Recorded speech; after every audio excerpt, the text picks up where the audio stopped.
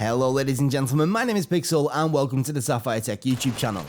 A few days back, I managed to upload a couple of videos covering Call of Duty Modern Warfare's Warzone game mode on our Pulse RX 5600 XT and Nitro Plus RX 5500 XT at 1080p covering both maximum and competitive settings, links to which can be found in the description below.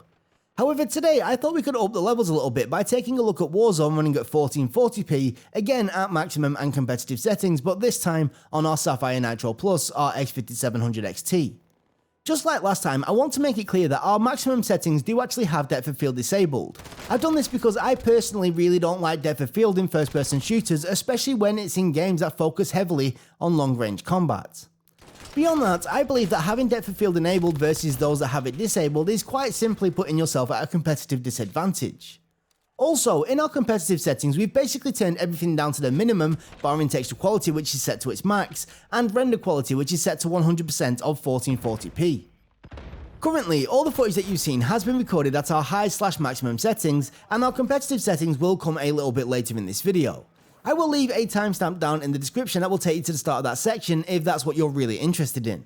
You'll also be able to see a little label that I've included underneath the performance overlay just in case you're a little bit confused to what settings are currently in use. Now, when it comes to performance, we found that when using our higher settings, we saw frame rates that stuck mostly around the 90 to 130 FPS mark. This should look awesome on a high refresh rate FreeSync capable monitor, and it does manage to feel awesome thanks to the game's very responsive mouse input. Once we move over to our competitive settings a little later in this video, you'll find that on average we saw a frame rate uptick of around a third in some areas up to a full 2/3 in others. While we can't comment on all hardware configurations, what we can say is that based on our testing using a range of our GPUs on an overclocked i7-9700K that is paired with 16GB of memory, this engine is looking very well optimized. In fact, this is one of the first games that I've come across in quite a while that when utilizing competitive settings we still ended up being GPU bottlenecked, which is actually a good thing. Games generally respond much nicer under a GPU bottleneck than they do a CPU bottleneck.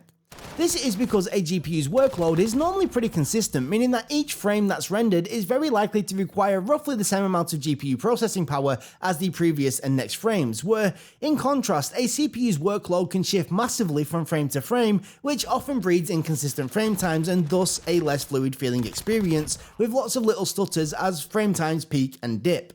At this point, I have now tested 3 of our GPUs running the Warzone game mode, and I've been very happy with the performance on each. Providing that you've got a good enough CPU to prevent yourself from being CPU bottlenecked, I'm very confident that you should be able to get very playable performance that won't put you at a competitive disadvantage using any of the cards in our Sapphire Nitro Plus or Pulse range of Navi-based GPUs. With all that said, that is once again going to be me done for today. Be sure to keep watching if you want to see more gameplay at our competitive settings, and if you're new around here, please do consider slapping that subscribe button and dinging that bell so you get notified of our future videos. Also, if you've liked this video, you can like this video, and if you disliked it, there's a button for that too, and all we ask is that you please let us know what you disliked about it so we can try and improve in future.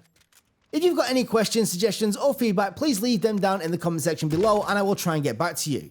Finally, from myself and everybody here at Sapphire Tech YouTube channel, I'd like to say a massive thank you for watching the video, and until next time, we'll catch you later. Bye bye.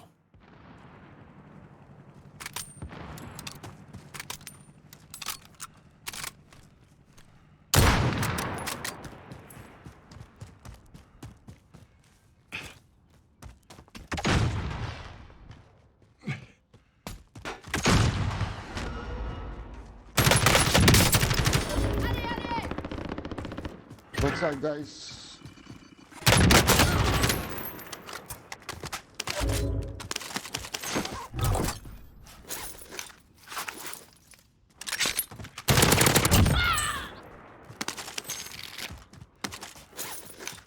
Teammates was sent to the gulag. They'll fight for a chance to redeploy.